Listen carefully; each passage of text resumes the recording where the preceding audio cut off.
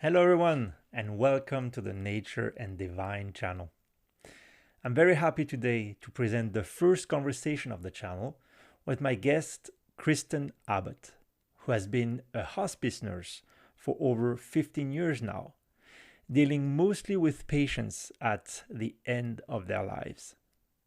She will tell us how faith can play an important role during these times, as well as how it strengthened her own faith. So, the topic of our conversation is faith in health. You'll see that some experiences that Kristen will share might sound a little difficult since she deals with death, but I think they are extremely enlightening regarding faith and spiritual development in our lives. You will see that through her career, she has experienced very directly the dynamic between the nature and the divine in our existence. Throughout our conversation, we are mentioning things like consciousness, life, and the soul, which are topics that are explained in deeper details in separate videos on the channel. Make sure to check them out for references. As usual, if you enjoyed this video, please consider sharing it and subscribing to the channel. Also, feel free to leave us a comment or a question, and I wish you a pleasant time listening to our conversation. Hello, everyone, and welcome to the Nature and Divine channel.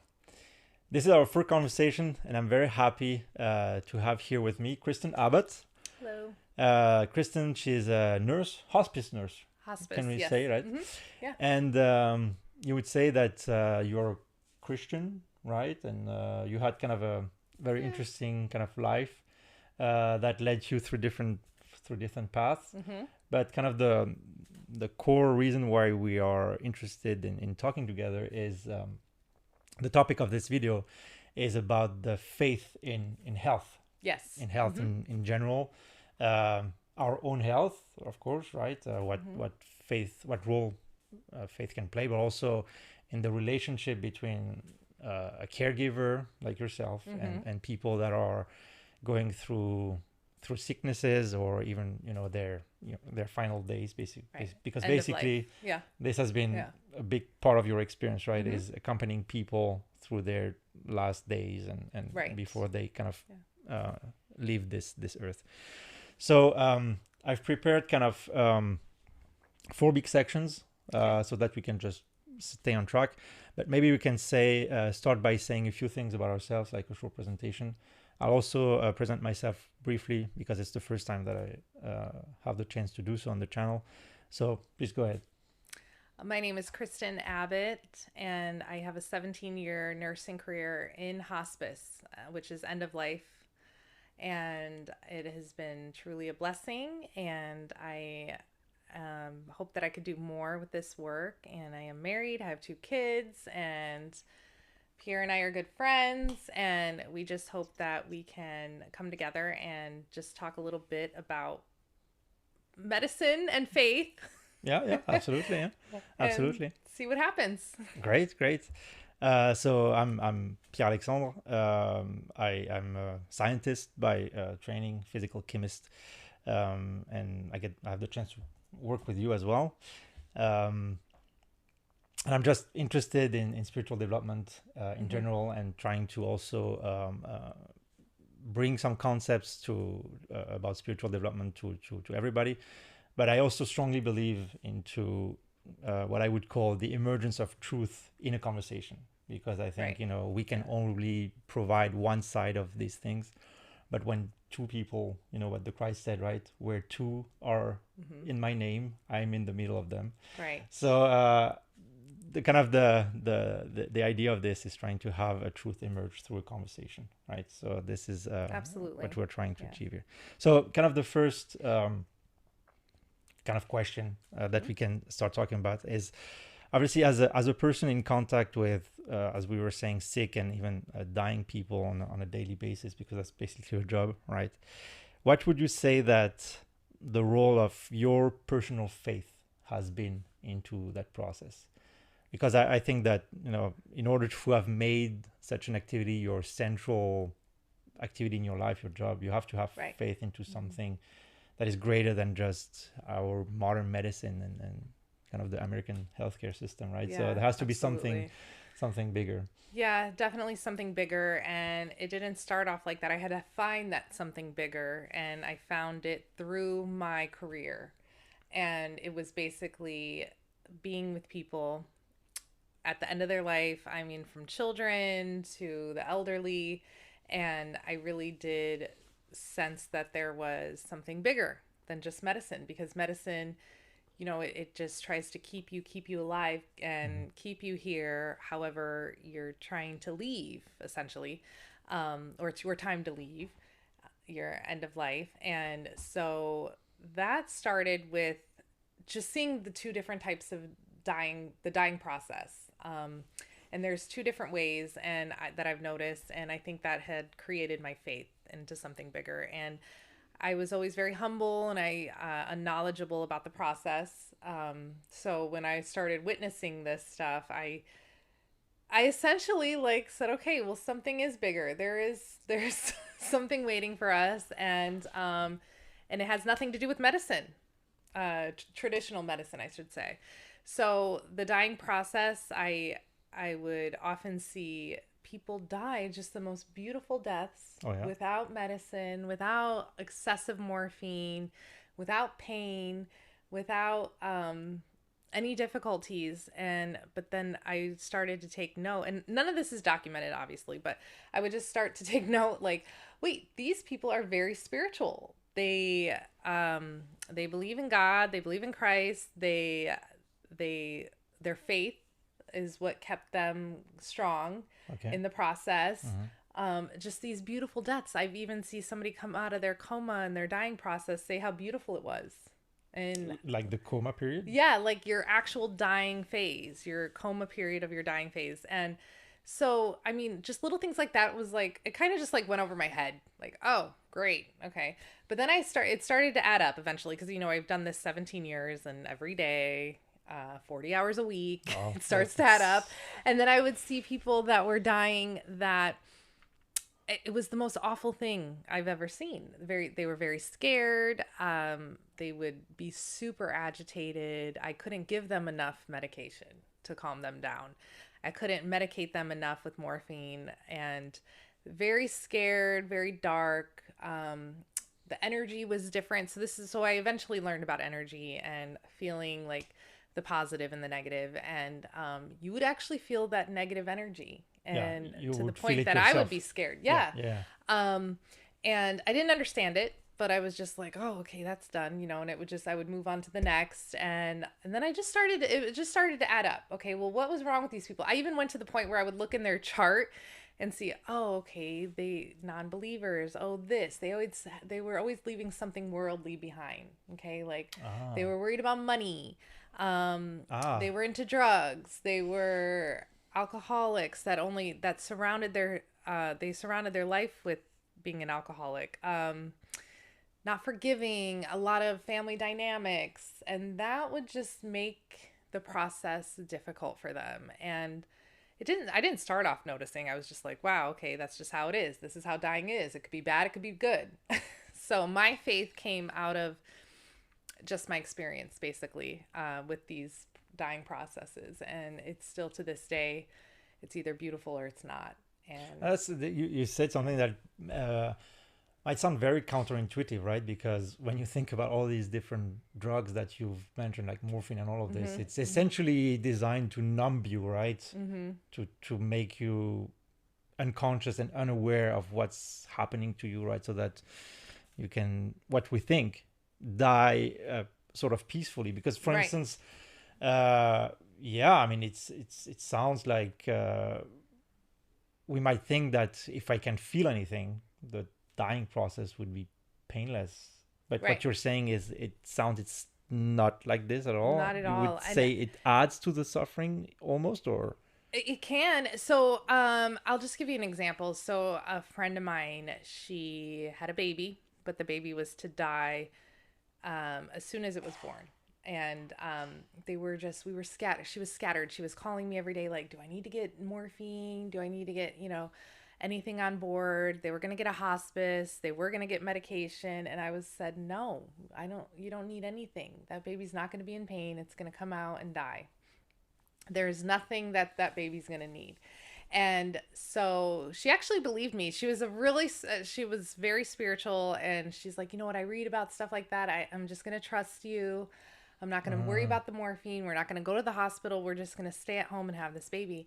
And she had the baby, held the baby, I think over 30 minutes, and then the baby passed, but there was no pain. There was pure joy and love. And that's the real dying process. But think about it. That baby was only alive 30 minutes. It didn't have a world to go through, a lifetime, and all this stuff. So that was the beautiful process. So that was an example, but the morphine, I've given so much morphine to people. Okay. Yeah. I mean, I'm just going to be honest with you. Okay, of course. And it doesn't do it just, I mean, it'll work, but it essentially won't, because they're still in their head. They still have their spirit. It doesn't touch those things. Okay. Exactly. Remember that. Exactly. So this is a man-made drug. Now, if they have a tumor and it's growing inside their lung and pushing and it's painful, yeah, it'll touch that pain, but temporarily. There's other pain that comes with the dying process. So I really feel like the two things, the spirituality and the soul, like that is nothing that a drug can't touch that. Can't touch that, obviously. Basically. That's out of reach. Exactly. For anything that's man-made, basically. Right. Exactly. So having a painful death or I hate to say this, a really terrible death or a difficult dying process, that's part of the soul. And you would say that it has more to do with the life that these people lived. Yes, I would say that. I mean, again, this is just my opinion based, and just my experience.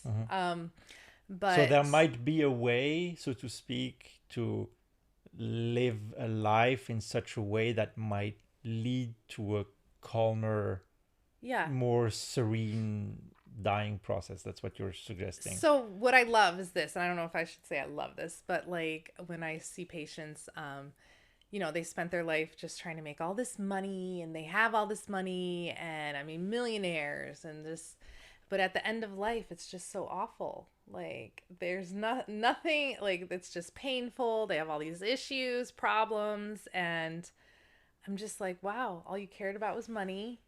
Wow. Now you have nothing. Now you have no one. And you're going through this painful process that money can't do anything. Like there's nothing that you can do with that. That's going to... And I wouldn't say I love that, but I always take note of that. I'm like, okay, interesting. There's another one. Or, there's nothing that... Or when you die of alcoholic cirrhosis, there's nothing that alcohol could do for you anymore. Right. You drank so much that your liver literally can't process or metabolize anything, and you're dying, and now you just have yourself. Now you just have your soul.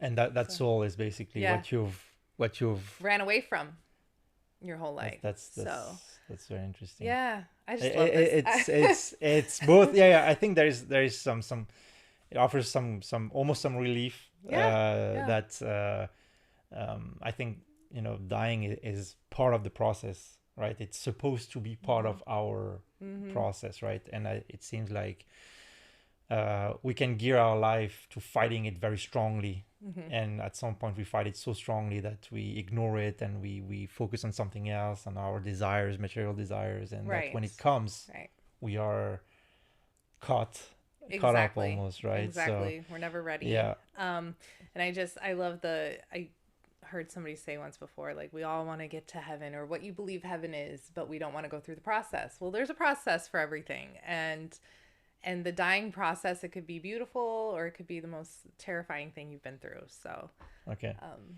So basically, I mean, we've kind of started to mention that, but and I heard that through what you were suggesting, is that the people's faith played an important role in the process that they were going through. But also, let's maybe did you have experiences where people were not dying at that end of that process, but that were kind of maybe sick, and that found some resources into their faith to help them go through, or Absolutely.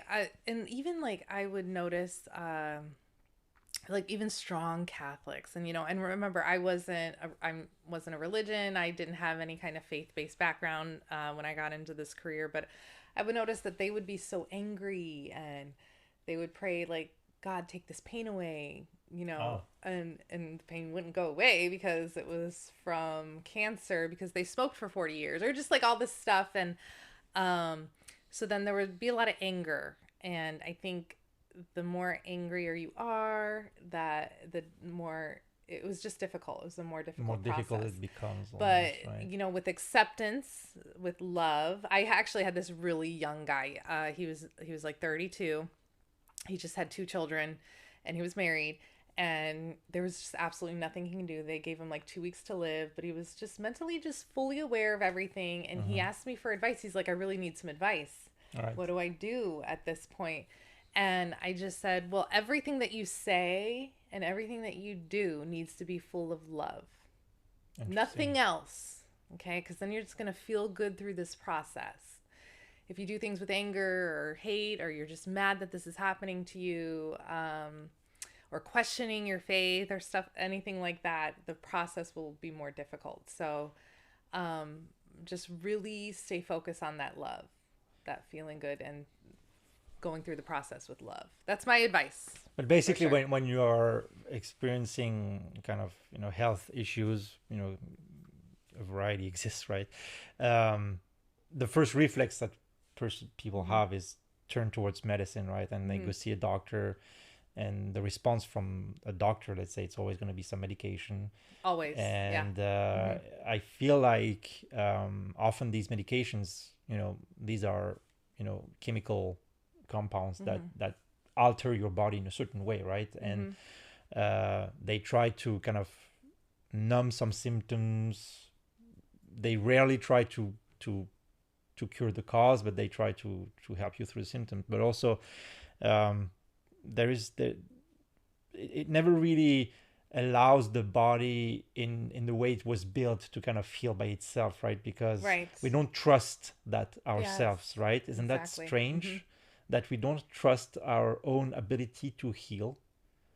And it's something that always surprised me. And um, a few years ago, I had kind of a sickness, nothing Mm-hmm. terrifying or life threatening at all, but I went through a period where I was kind of really sick and things really went bad. And I thought it was kind of a chance, if I could say so, to try to practice some of these things that I read about, right? Perfect. And Yeah. and I Mm-hmm. to in order to see, right, if all of this was actually true or not. So I went through a combination of long meditations during the day, uh, alongside with long periods of fast, right? And I really wanted to try to get my body and my mind in such a way that they could really quiet themselves completely, so that the body could just repair itself, Right. right? Good. But all of Yeah. this, you have to have faith in that process, right? You have to be really Extremely. Yeah. right You to have to have full faith, like full exactly belief in it, exactly 100%. right. And you, as a scientist, I mean, you and I'm a nurse, and we both know that we are made up of cells, Mm-hmm. like millions of cells. Each organ, we have 11 organs, 11 systems. They're all made up of cells, living cells, Mm-hmm. alive. Exactly. They're not dead, they're living. Mm-hmm. Okay. So they're going to go off of our energy. Exactly. Okay. So if we're angry about our illness, if we don't have the faith in ourselves and the process, Mm-hmm. then things can go wrong. Interesting. It's like Yeah, changing like the perspective change so it, that you can because help. Yeah, yes, exactly, care about exactly, yourself, care exactly. about your cells. They're Mm-hmm. listening to you. They feel you. They want to protect you. We are here to heal and heal ourselves. Mm-hmm. You really can mentally change the way you feel. And like I said, when you're leaving, you have your soul. That's all you have. Okay, so you want to Yeah, keep that. You kind of want to just, that is what's taking care of your body, yeah, right? absolutely. Yeah, You have a absolutely. body, your soul, you get a soul, it comes into your body. I don't know if we get to choose our body. I highly doubt that, but but it would be cool if we but did. but it's true that Right. When kind of sickness happens, the body becomes incapacitated, right? And what can you do is change your mindset about it. I think you're absolutely right about this, right? And I've experienced that, right? When you are making that effort to go into meditative states, basically you are withdrawing your mind from its action on the body, and you allow the body to do what it has to do, right? It knows how to do it, right? But because we are constantly feeding our minds with images and sounds and taste and all of these stimuli, or of a sensory stimuli, are always overflowing our mind. It's never quiet, right? This directly shows on our body. Our body is constantly stimulated, stressed out completely by all the things that we do, right? And essentially, we don't really allow the body to function the way it should and heal itself, right? So why are we so eager to take medicine? It's because so that we can keep doing what we are doing while going through that period of pain or sickness, because we refuse to stop kind of this behavior that we have, right? And I think that was a very strong experience, I think, because it really tested my faith into that process. Because I don't know if you're familiar with fasting. Yes. But when you go through different stages of fasting, there is often a lot of pain that is associated to different areas in your body that are highly inflamed, right? And going through intense pain, because your fasting requires, a lot of support. I had support, of course, but I thought that was a great test and experience of faith. Yes, during sickness. That's a huge test. And I just and just for anybody listening, what I love to do, a good practice that I love to do, I recently slammed my finger in the door, and instead of taking any medicine or taking anything, I immediately grabbed my finger with my other hand and I just held it close to me, and I was just like, I love you. You're okay. You'll heal through positive. This. Yeah, I just gave it just a good feeling. We'll get through this. I can feel the pain for you. Okay. The inflammation is pain, but that's part of the healing. I don't need to, it's not minimizing, but I don't need to mask anything. I don't need to take Advil 3 times a day just because my finger's in pain. No, I will be delicate with it. I will go through the process with it. And I just feel like I heal better just with that whole experience, that mentality. Okay, I think little advice. All right, so I think more about medicine, because we're talking about Advil and these kind of things, right? There's one thing that we have to recognize, is that I think medicine has made our lives, improved our lives tremendously, right? And I think I was wondering if you agreed on the fact that through history, medicine started to really have a strong positive impact on our lives in terms of health, life expectancy, child mortality, all of this. Yeah. When medicine really separated itself from any form of religion and belief system, and when it started to become scientific, right, through observation and trial and error and all of this, we just kind of explained how faith was important in this process of healing and potentially dying. Right. Why do you think we still saw such a great positive impact of medicine on our lives when it kind of almost separated itself from faith, so to say? Well, I mean, if you have a headache and it's not going away, no matter how much you prayed for, and you're obviously going to take some medicine. Sometimes, if I have cramps, my menstrual cycle is coming in and it hurts and it's difficult to do anything, I try to think about other women who don't have access to medicine and all the pain they go through. And sometimes that helps. But at the end of the day, if I have to go to work, or if I have to get something done, if I have to take care of a dying patient and it's difficult, my head hurts, everything hurts, then yes, we go to medicine. So remember, that is my field.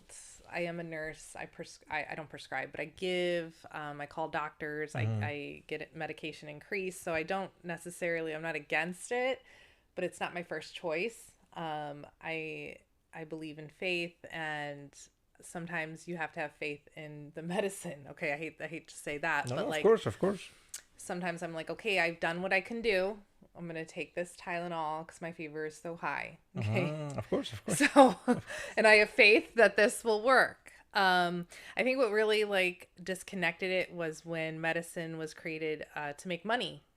Okay, that's another big disconnect. Yeah. That is the biggest disconnect, and just in my career, I've seen and heard oncologists, tell me, yeah, this chemotherapy works, but I'm gonna go for the more expensive one. Oh, wow. Okay, It okay. works the same, So but that's we're gonna another do this. disconnect. So that's a disconnect from medicine from health, right? Exactly, Which, exactly. yeah, yeah. Okay, So okay. there's just a lot to it. So I think that's the biggest disconnect when it's for something else, for monetary gains Yeah, yeah. instead of really helping and healing. Um, that's when you know that it's not Yeah. faith based. So I mean, I asked myself that question: why did we see such a great impact of medicine when it essentially separated itself from church, let's say in Europe, Yeah. right? Because before it was mostly given by the priests and Yeah. backed by Bible quotes and these kind of Yeah. things, right? But I always kind of try to remember some quotes from the Christ, because I thought he said so many great things. Yes, you But did. one of them that I always really liked was give back to Caesar what is Caesar's, and to God what is God's, right? And I think we are essentially, a physical body coming from this nature, that has a soul in it, and that soul is a divine part in us, right? Right.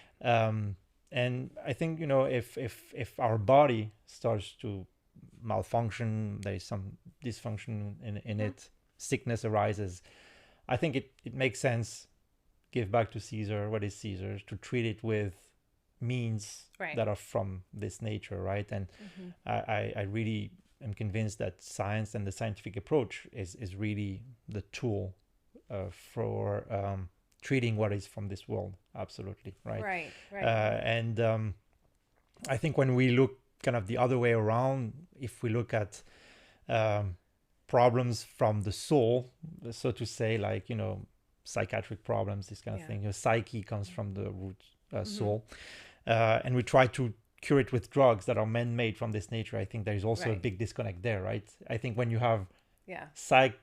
psychological problems, then you should probably come with more religious and faith approach, right? Because you're trying to address something that is not Right. from It's this deeper. world, right? That Yeah. is something that is, Right. a divine part. So I think that's why when we started to really apply nature's way to nature's creation, if I could say so, the body, it started to work out pretty well, right? And if we look at the advancements that are made now, it's incredible, the things that we understand about the body and how to treat it and repair it. I think it's really fascinating. Yeah, It's really fascinating. It blows my mind, and Yeah. I love just seeing, like, I don't know if you've ever just like cut your finger and like just watch the healing process. Yeah. I mean, it could become so awful at first, but then Yeah. it just totally heals Yeah. back into Yeah, I have normal. a cut, and it's like a couple of days. It's And just, so, and I don't know if this makes me like super weird, but like I love the healing process. I love wounds. I love anything well, related for a nurse, to you better healthcare. you better like these things. I Otherwise, love it. I love just seeing how it is, and even like with my my son, he's in jiu-jitsu, okay. and so when he gets hurt or has something happen to him, what I do is I put my energy on that inner injury. So if it's like, his arm or his elbow gets pulled out or whatever, I just put my hand on it with all of my energy and all of my love, and I just apologize to it, and I just sounds so silly, but I just give it this total loving, healing energy, and it's been working. Okay. It kind of reminds me, and I use this example of the Karate Kid, like, how when he has an injury and he like puts the energy and the frequency in his hands and brings all of that blood and that energy to the surface and then puts it on the injury. But I think Eastern medicine is much more open to these kind of Yes, approaches, right? it is. I think we're It very Yeah. in our own bubble in Western medicine, where we're Absolutely. really trying to Yeah. address things with chemicals. That is our big thing, right? But I think it's a great segue in kind of the the last part of that conversation is about technology in general, right? Mm-hmm. And I think you and I are trying to bring some medical technology to Yep. Mm-hmm. to patients as well. So it's always good to ask ourselves some of these Yeah, let's questions, do it. right? So, so since I mean we are obviously witnessing a very rapid progress of technology in the medical field, with devices and apparatus that are becoming more and more sophisticated, but also with AI, right? I think Right. AI is on everybody's tongue right now. Mm-hmm.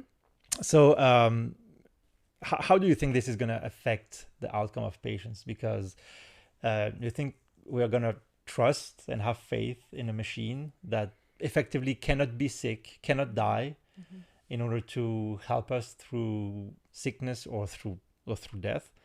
Do you think we might trust them more over humans that can be sick, can die, Mm-hmm. even though they might be more prone to failure potentially? Or Mm-hmm. where do you think this is? Well, honestly, I don't think we have a choice. I really don't. I think it's a train. It's moving it's forward. gonna happen, It's happening. and I think mostly put faith in yourself. Okay, put faith in your own healing, your own. Say you're getting a procedure from a machine because they're doing it now, and I would put faith in yourself. Like, okay, body, you can handle this. This machine's gonna help you. Go So under let's just make a pause right now. You just said that there are machines that are making prescriptions right now. procedures.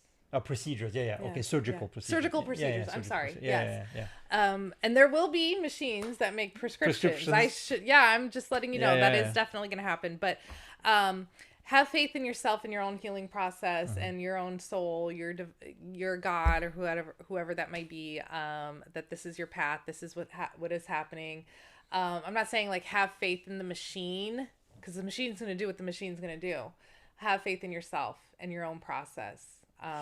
But basically, I mean, at the very beginning of this conversation, you were saying how much some of your patients were sort of connecting to your own faith in that process, right?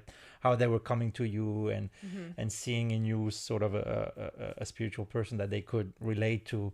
You know, Yeah. if you were a machine, or if they were dealing with a machine, there would be nothing in that entity that they could relate to, right? So it Absolutely. would really retract us towards our own faith, right? It's gonna have to. You're gonna have to do that. You can't like for example, like I had surgery 8 years ago, and the first thing, well, it was the last thing I should say, when I was going under anesthesia was I have faith and I'm blessed and I know you can do this to the doctor. Okay. Like Okay. I was just giving him that last piece of mind that I had. I don't know. Okay. But as a machine, and we have no choice, because I'm going to say that we're going to eventually have no choice in that matter. And it's going to have to be all in ourselves, not in the machine that's doing it or any other person. It's going to have to be with who we are, how we feel when we're going under that Exactly. surgery, our faith, how our soul is. I mean, if we're into this world, like if we're worrying about our money, if we're worrying about everything else or anything bad we want to do or just our ego, then we're not totally having faith in ourselves, right? Interesting. So medicine, where it's going, machines, AI, that's going to be huge in our field. And I did remember telling somebody who was big in AI and medicine, and I was like, well, you need to make them emotionally intelligent. These robots need to be, they need to connect with us. Yeah. So we just love them more because it's coming, it's happening. But would we believe in it? That's the thing, right? No, but at the end of the day, what are we going to do? Live so I don't know. negatively and hating the world, even though that's the world we're going to? No, I understand. I don't want to live like that because at the end of the day, there still will be people. I'm still here to love. And if there's something that's out of our control, let's take the control back. So what I'm hearing you say is that we're going towards a future where it's going to be more and more important to have an inner experience of faith, because absolutely the one that we could potentially rely on in an exterior person like a medical authority or something is going to go away as it's going to be replaced, right? So it will really rely more and more on our own internal kind of path, Right. and spiritual development. Yeah, and that's- just be conscious of it. And like, for example, like this was years ago. I was in line Christmas shopping, and it was a long line, and she was taking her time. It was Macy's, you know, it's just a very nice way to shop, and everyone was complaining that she was going so slow. And I was like, yeah, we need machines, you know, we need faster stuff. And I was just trying to make a point, okay, saying like, no, this is the process. Be content with who you are. Have faith in yourself.